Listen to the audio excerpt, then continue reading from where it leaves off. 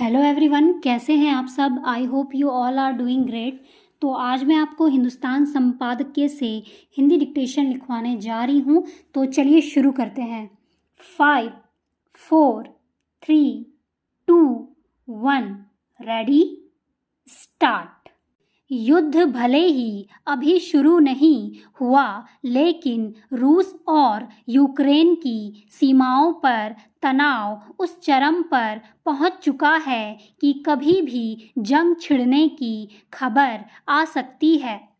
भले ही संयुक्त राष्ट्र और उसके बाहर इस जंग को टालने की कोशिशें लगातार जारी है, लेकिन यूरोप के उस पूर्वी कोने में युद्ध की आशंका को दुनिया ने एक सच की तरह स्वीकार कर लिया है।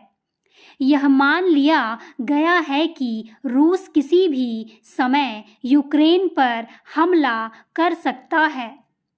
छिटपुट झड़पें तो शुरू भी हो गई है।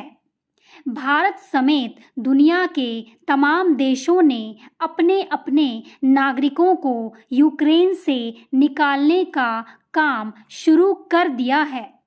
फ्रांस और जर्मनी जैसे देश अब भी बीच बचाव की कोशिशों में लगे हैं, लेकिन अमेरिका और ब्रिटेन जैसे देश रूस को गंभीर नतीजे भुगतने की चेतावनी दे रहे हैं। अमेरिका ने तो रूस पर पाबंदियों की घोषणा भी शुरू कर दी है। ये लगभग वही स्थितियां हैं जो 8 साल पहले इस इलाके में बनी थी।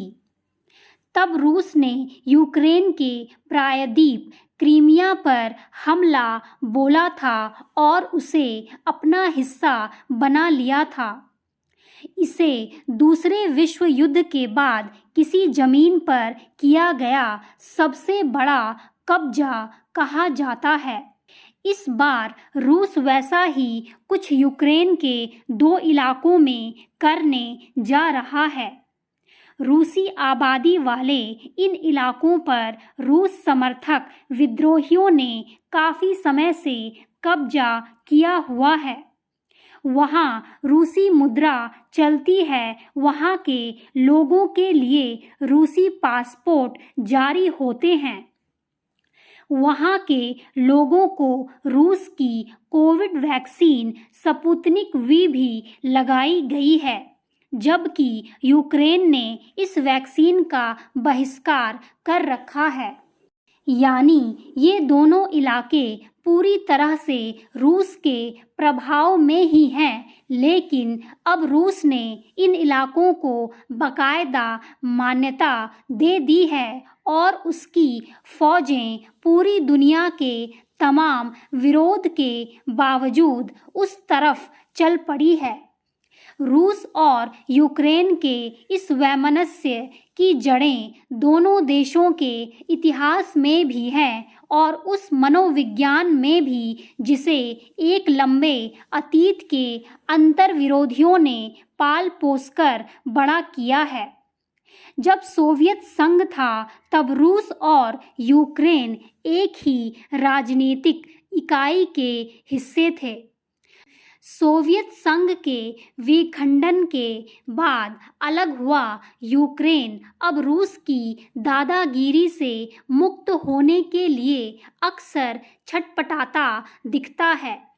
जिस तरह से उसे क्रीमिया से हाथ धोना पड़ा, उसके बाद वह एक ऐसे विश्व समीकरण से जुड़ना चाहता है जिसमें उसके लिए रूस के खिलाफ सुरक्षा का एक आश्वासन हो। इसके लिए वह अमेरिका और पश्चिम यूरोप के सैनिक खेमे नॉर्थ अटलांटिक ट्रीटी ऑर्गेनाइजेशन यानी नाटो का सदस्य बनना चाहता है। यूक्रेन एक खुदमुख्तार देश है और इसलिए उसे अपनी विदेश नीति, अपने राजनीतिक समीकरण तय करने का पूरा हक होना ही चाहिए। लेकिन रूस यह किसी कीमत पर नहीं होने देना चाहता क्योंकि इसका अर्थ होगा रूस के सबसे बड़े दुश्मन नाटो का उसके दरवाजे तक पहुंच जाना। ताज़ा विवाद की जड़ यहीं पर है। यूक्रेन की एक बड़ी दिक्कत यह है कि उसकी आबादी में तकरीबन 18% लोग रूसी मूल के हैं और यह कहा जाता है कि वे सब इसके विरोधी हैं कि यूक्रेन नाटो में शामिल हो। लेकिन पूरी दुनिया के लिए सबसे बड़ी चिंता की बात यह है कि रूस और यूक्रेन दोनों ही परमाणु हथियार संपन्न देश है। उनका आपसी तनाव बहुत बड़ी समस्या खड़ी कर सकता है।